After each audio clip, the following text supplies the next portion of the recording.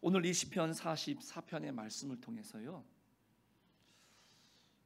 아마 저는 잘 이런 얘기는 안 하는 것 같지만은 이 시대를 살아가는 우리들이 어떤 마음을 가지고 살아야 될까? 라는 것들, 좀 어찌 보면은 이 시대의 정치, 사회를 바라보면서 우리가 그리스도인이라고 한다면 무엇을 위해 기도해야 되며 어떤 삶의 자세들을 지향해야 될까? 라는 것을 한번 여러분들과 이 시간 나누어 보고 싶습니다.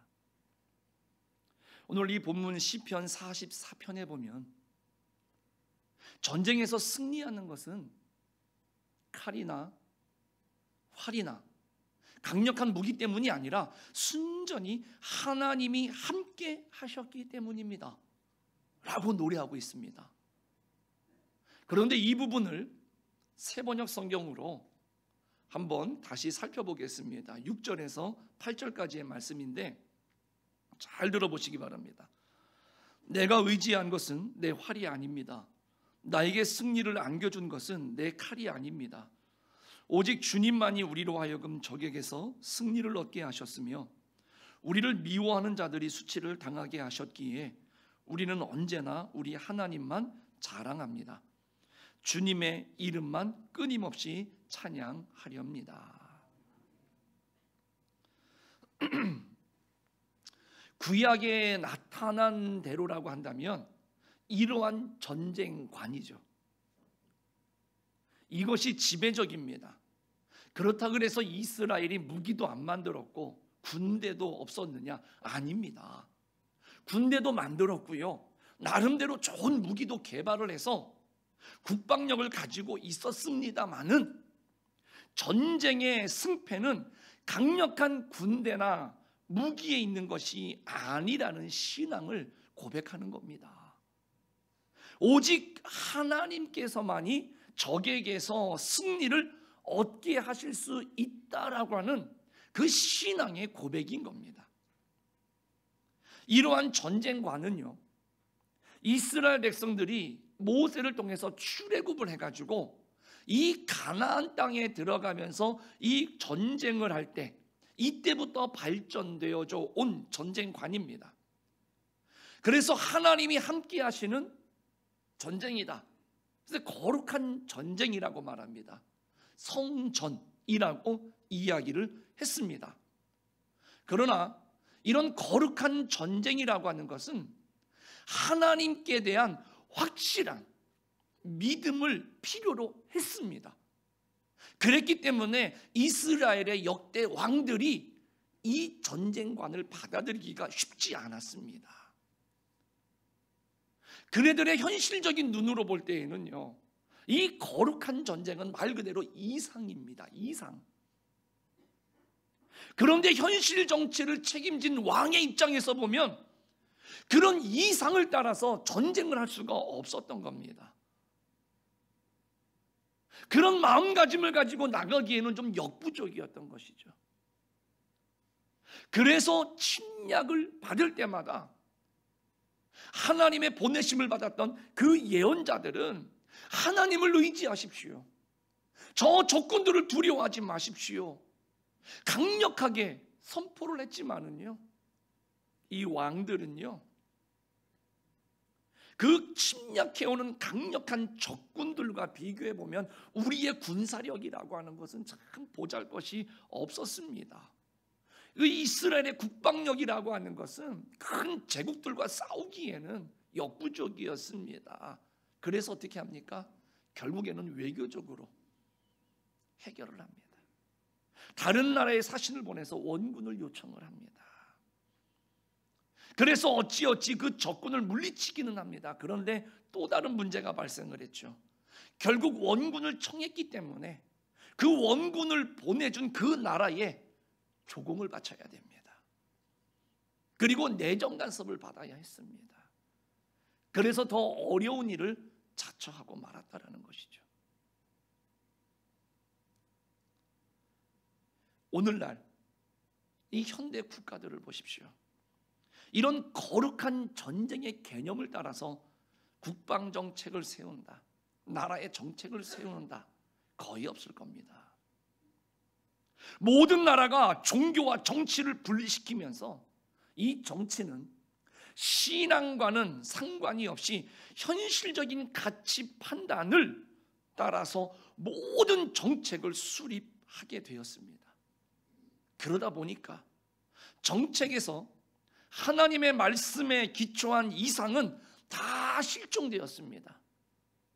그리고 국가 이익이라고 하는 지극히 현실적인 가치 기준을 따라서 모든 정책이 결정되어졌습니다.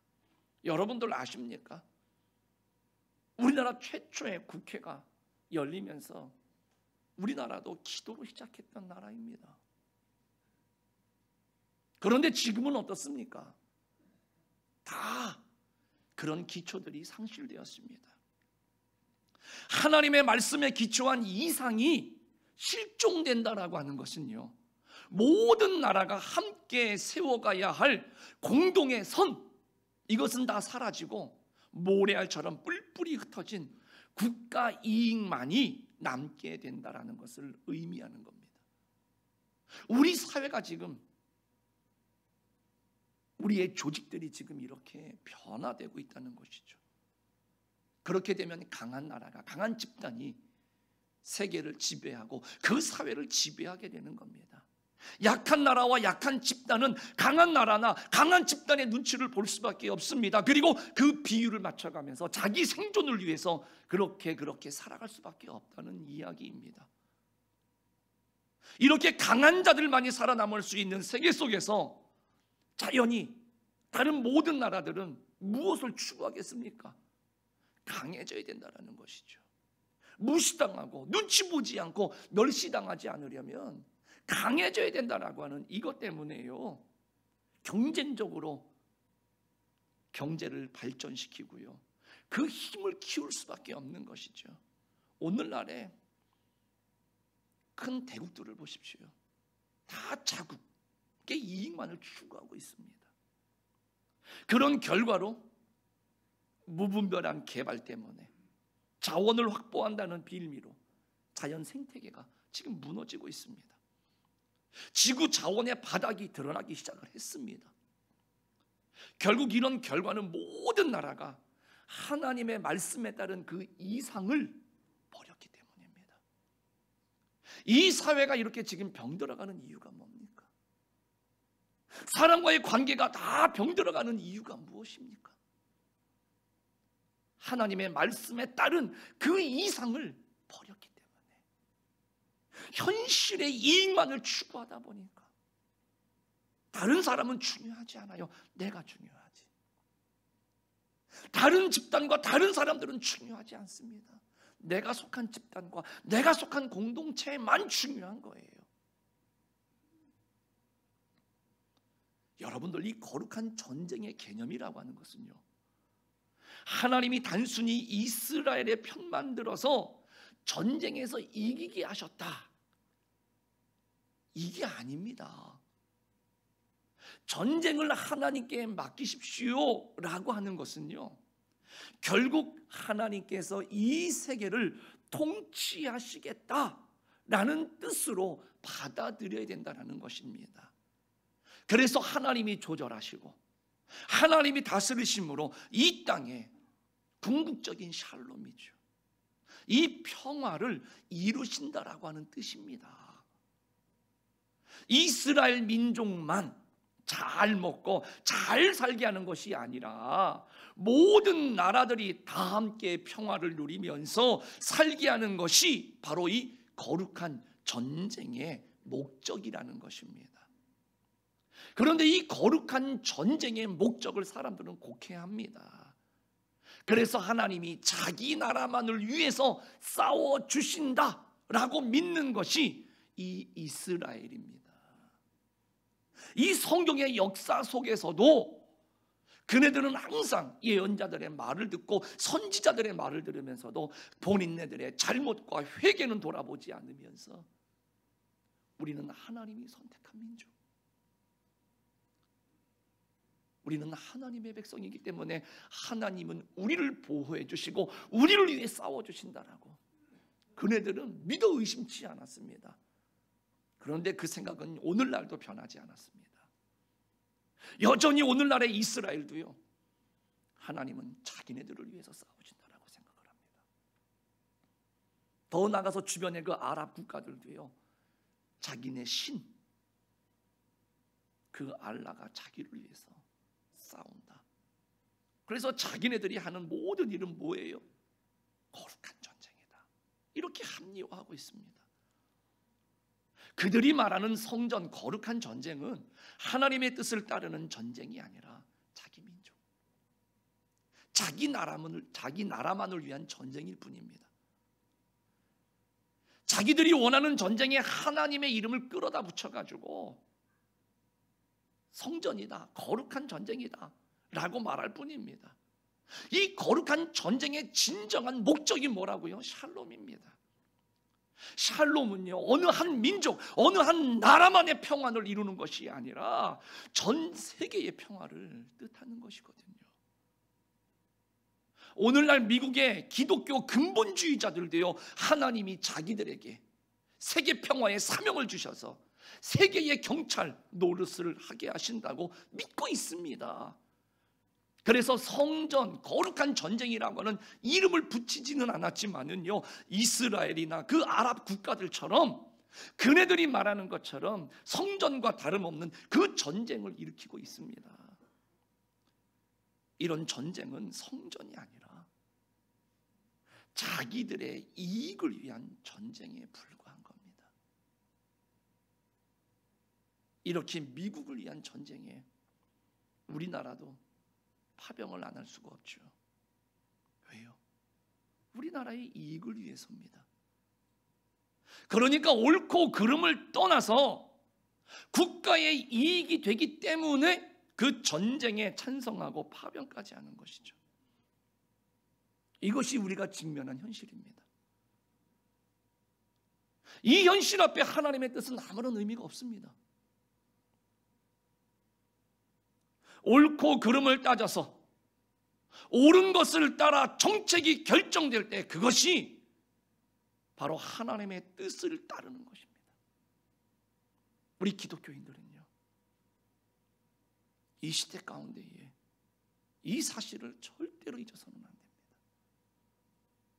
그런데 우리는 지금 이 국가 이익이라고 하는 거의 절대화된 명분 앞에서요, 하나님의 뜻을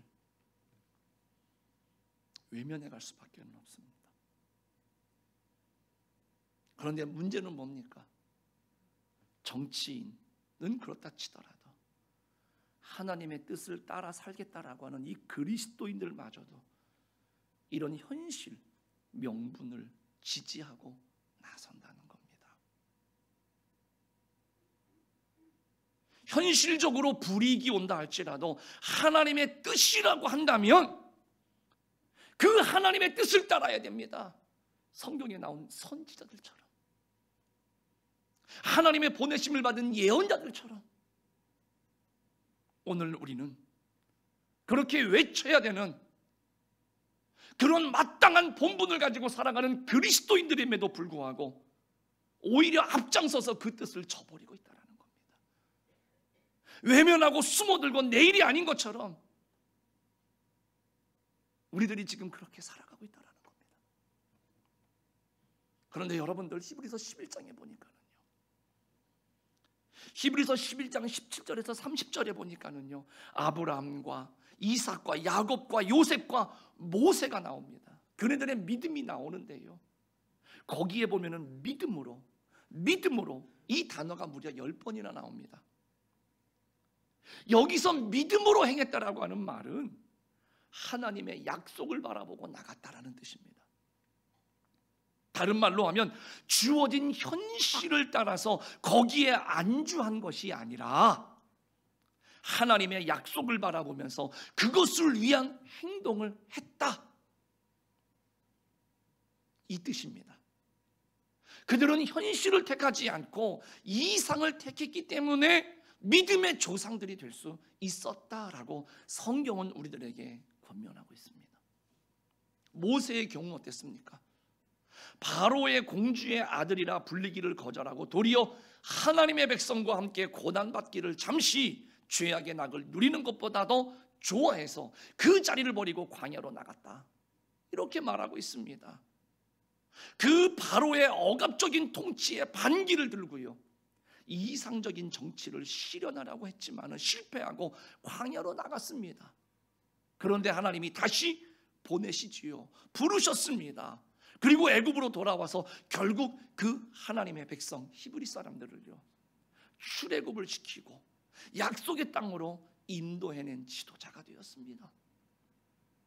그가 이 모든 일을 믿음으로 했다는 사실은 하나님의 뜻을 따라서 행했다라는 말을 해주는 겁니다.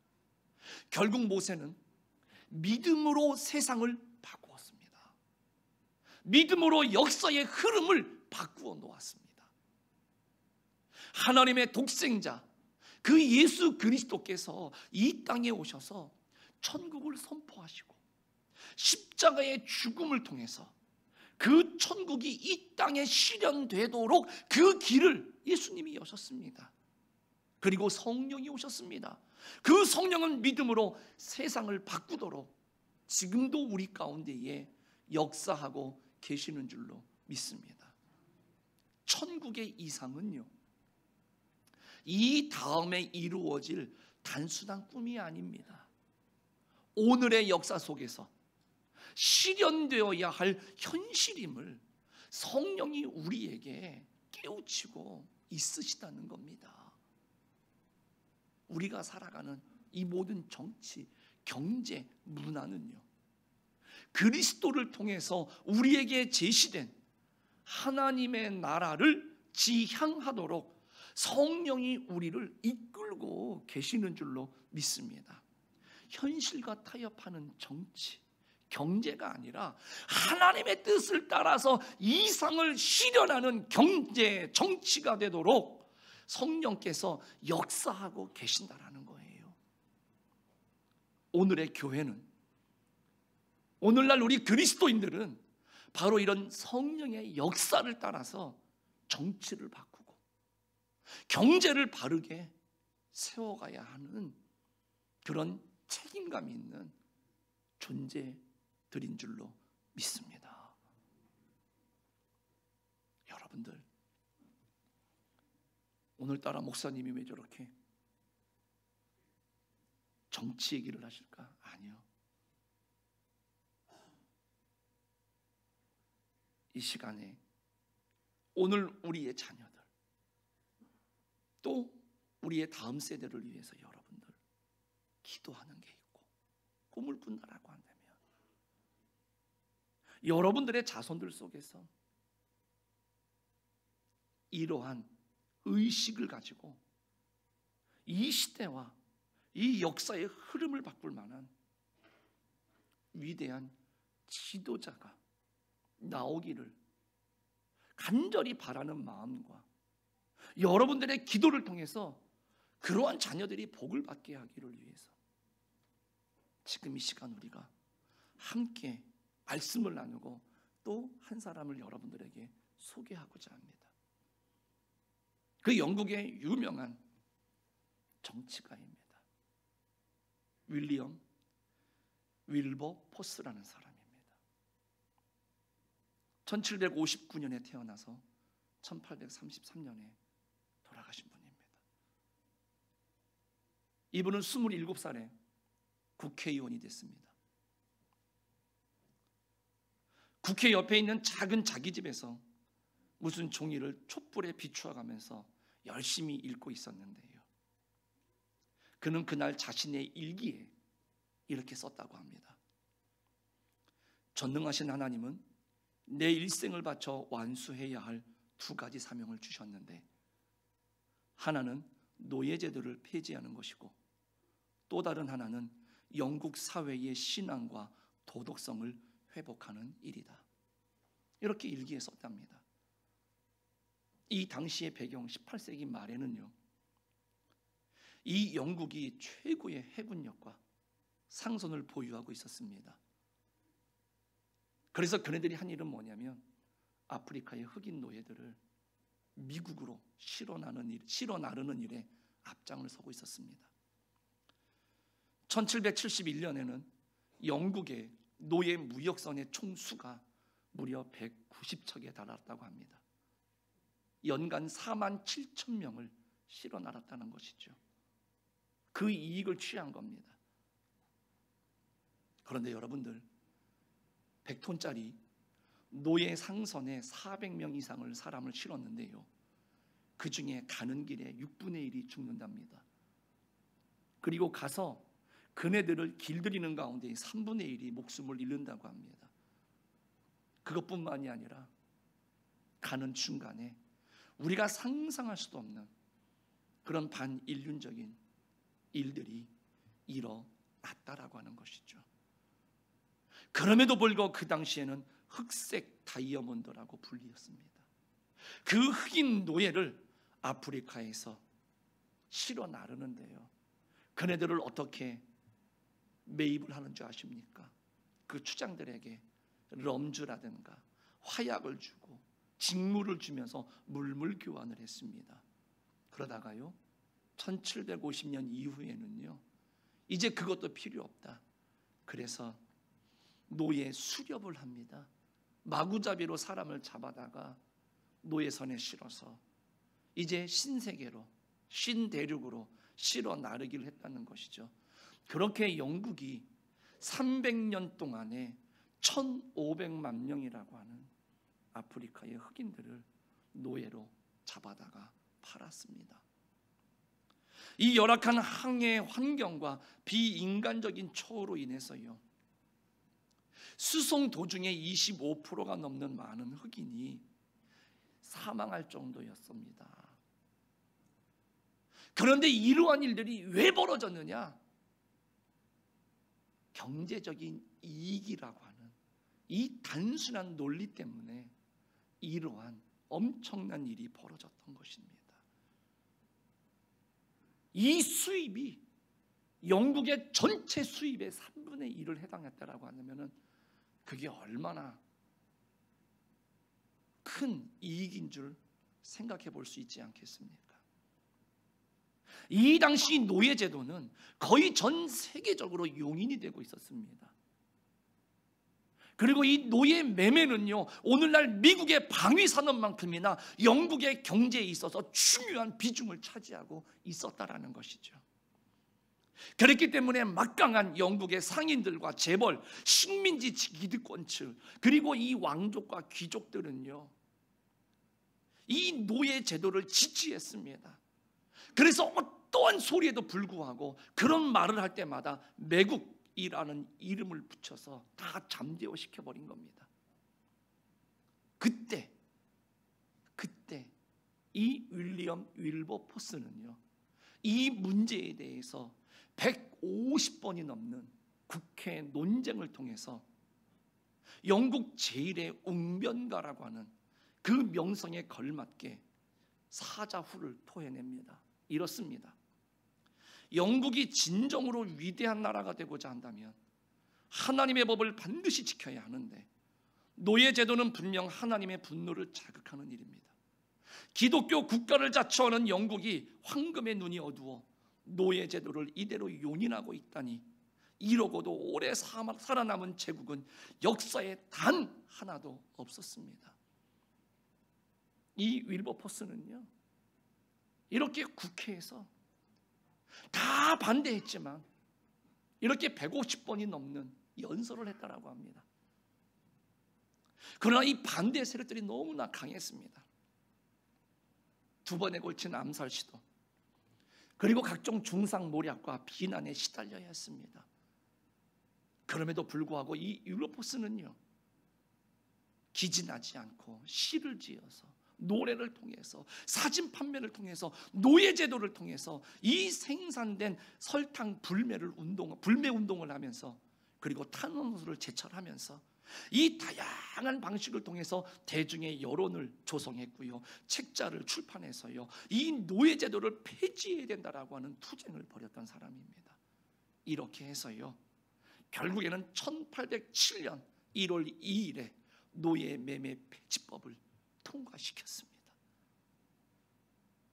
이 역사적인 일을 이 한 사람이 하나님 앞에 사명감을 가지고 하나님의 이상을 가지고 이루어냈다라는 것이죠. 그리고 여기에 머물지 않고 계속해서 투쟁을 해가지고요, 20년이 지난 1833년 7월 27일 하나님 앞에서 뜻을 세우고 그가 노력한 지 자그마치 46년 만에 말입니다, 영국 국회는 노예 제도를 영원히 폐지한다라고 하는 노예 해방 법령을 통과시켰습니다.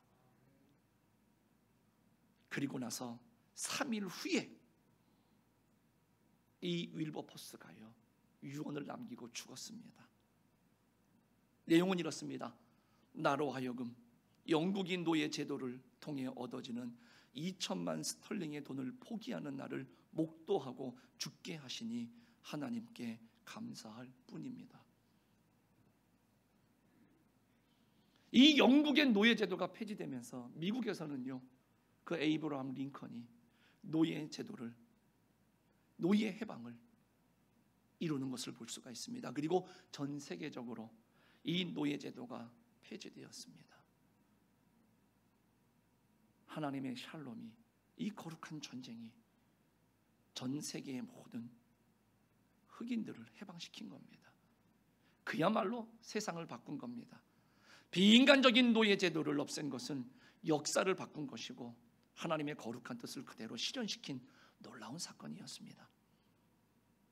그런데 여러분들, 윌버포스가 무너뜨린 것은 단지 노예 제도만이 아니었습니다. 노예 제도라고 하는 이러한 큰 명제를 실천해 나가는 과정에서 타락한 영국 사회를 곳곳에서 이제 변화시켰습니다. 가난한 이들의 고열을 빨아먹었던 복권 시스템을 20년에 걸쳐서 철폐시켰습니다. 가난한 이들이 병들었을 때에 무상으로 치료받을 수 있는 병원을 정부 예산으로 설립해냈습니다. 과다한 노동시간을 제한시키고 어린이 노동보호법을 통과시키는데도 이 윌버포스가 싸워서 결국에는 성취했습니다. 가난의 근본적인 원인을 타개하기 위해서 무조건적인 구제보다는 직업교육을 시키고 취직까지 알선시키는 시스템을 만들어냈습니다. 가난한 이들을 위한, 어린아이들을 위한 학교를 만들었습니다. 형벌 시스템을 개정했습니다. 합리적인 재판 과정을 통해서 그 돈이 없어서 재판을 제대로 받지 못하는 사람들의 인권을 보호해 주었습니다. 그리고 상류 사회의 남자들의 결투 제도를 없애고요, 호화 파티에 물들어 있던 이 귀부인들에게 복음을 전해서 그 남는 시간들을 사회에 봉사하고 그 에너지를 환원시키는 일에 이 윌버포스가 자기의 생애를 통해서 하나님 앞에 기도하면서 이루었던 사역들입니다. 그래서 영국 사람들은요, 이 윌버포스를 향해서 영국의 양심이라고 하는 별칭을 붙여주었습니다. 그리고 이 한 사람의 영향으로 말미암아서 영국 국회의원들 중에 3분의 1이 하나님을 믿는 사람들로 다 개종이 된 것을 볼 수가 있습니다. 이 윌버포스가 이렇게 하나님의 뜻을 정치에서 실현시킬 수 있었던 것은요, 여러분들, 저는 감리교인인 게 자랑스럽습니다. 이 윌버포스가 이 일을 가능하게 했던, 그를 지지했던 사람들이 누구냐? 바로 감리교인들이었습니다. 이 윌버포스를 감리교인들이 지지해 주었습니다. 그래서 이 역사를 이루어냈고요, 프랑스의 피해 혁명이 아니라 같은 시대의 영국은요, 복음으로 혁명을 이루었다라는 것이죠. 믿음으로 세상을 바꾸었다라는 것이죠. 우리 사랑하는 성도님들, 우리가 무엇을 위해서 기도해야 되겠습니까? 오늘날 한국 정치에도 크리스천들이 상당수가 있습니다. 심지어는 목사님들이나 신부들까지도 정치에 뛰어들고 있지만은요, 아직 이 정치를 하나님의 뜻을 따르도록 바꾸지는 못하고 있습니다. 왜 그럴까요? 우리가 왜 나라와 민족을 위해서, 왜 한국 교회를 위해서 기도해야 되느냐? 한국 교회가 일치하지 못하기 때문에 그렇습니다. 교회가 일치해서 하나님의 뜻이 우리나라 정치에 올바로 반영될 수 있도록 우리는 믿음의 자녀들을 키워내야 되지 않겠습니까? 그것을 위해서 교회가 존재하면서 우리가 믿음으로 기도를 해야 된다는 것입니다. 우리는요, 부정부패가 판을 치는 이 세상을 바라보면서 우리가 한숨만 짓고 있는 것이 아니라 믿음으로 정치를 바꿀 그리스도인 정치인을 길러내는데 우리가 기도하고 우리의 자녀들이 그와 같은 일을 감당하기 위해서, 역사의 흐름을 바꾸고 이 나라와 민족을 바꾸기 위해서, 이 사회를 바꾸기 위해서 여러분들, 우리의 후손들과 자녀들을 위해서 우리가 이렇게 기도해야 되는 사명이 있다는 것이죠. 그런데 우리의 입술은 기도하지 않고요, 원망하고 불평하고 다 다른 사람들 핑계하고 있습니다. 이 시대에 우리가 그리스도인이요 감리교인이 됐다라고 하는 것, 이것이 무엇을 의미하는 걸까요? 이러한 시대적인 사명이 우리에게 주어졌다는 사실입니다. 그리고 현실과 타협하는 것이 아니라 하나님의 이상을 가지고 우리는 함께 기도해야 될 줄로 믿습니다. 우리 그리스도인들은 하나님의 약속을 바라고 나가는 이상주의자들이다라는 것을 여러분들 한순간도 잊지 않기를 간절히 축복합니다. 하나님의 나라라는 이상을 결코 현실주의자들에게 내어주면 안 됩니다. 그네들로는 이 역사가 바뀌지 않습니다. 이 흐름이 바뀌지 않습니다. 그래서 우리는 더욱더 하나님 앞에 간절한 마음으로 기도할 때, 여러분들 자녀들을 위해서, 우리의 후손들을 위해서 기도할 때, 이 영국에 윌리엄 윌버퍼스가 있었다라고 한다면, 이 한국에, 이 대한민국에 여러분들의 자녀가 있기를 위해서 기도하고 그러한 믿음의 가문들이 되시기를 주님의 이름으로 간절히 축복합니다. 성령이 믿음을 주신 이유는 뭐겠습니까? 현실의 벽을 뛰어넘어서 하나님의 평화를 이 땅에 펼치게 하시도록 하기 위해서 주신 겁니다. 주님이 우리에게 믿음을 주신 것은요, 이 부패한 정치를 개혁하고 경제를 새롭게 하면서 정의를 저버린 사회를 이제 바르게 세워가라. 그래서 주님이 믿음 주신 줄로 믿습니다. 하나님이 우리에게 믿음을 주신 것은요, 세상을 바꾸고 역사를 바꾸게 하시기 위한 것인 줄로 믿습니다. 이제 믿음으로 세상을 바꾸었던 이 성경에 우리 수많은 믿음의 선진들이 있습니다. 그리고 우리 기독교 역사 속에서 이러한 믿음의 선배들이 참 많이 있었습니다. 우리가 본받아서 이제는 우리가 기도하면서 우리의 후손과 우리의 자손이 더 나은 대한민국을 위해서, 더 좋은 세계를 위해서 우리들이 염려만 할 것이 아니라 기도할 수 있는 우리 사랑하는 모든 성도님들이 되시고, 이 시대에 깨어서 하나님을 기쁘시게 할 만한 기도의 사명자들이 다 되시기를 주님의 이름으로 간절히 축원합니다.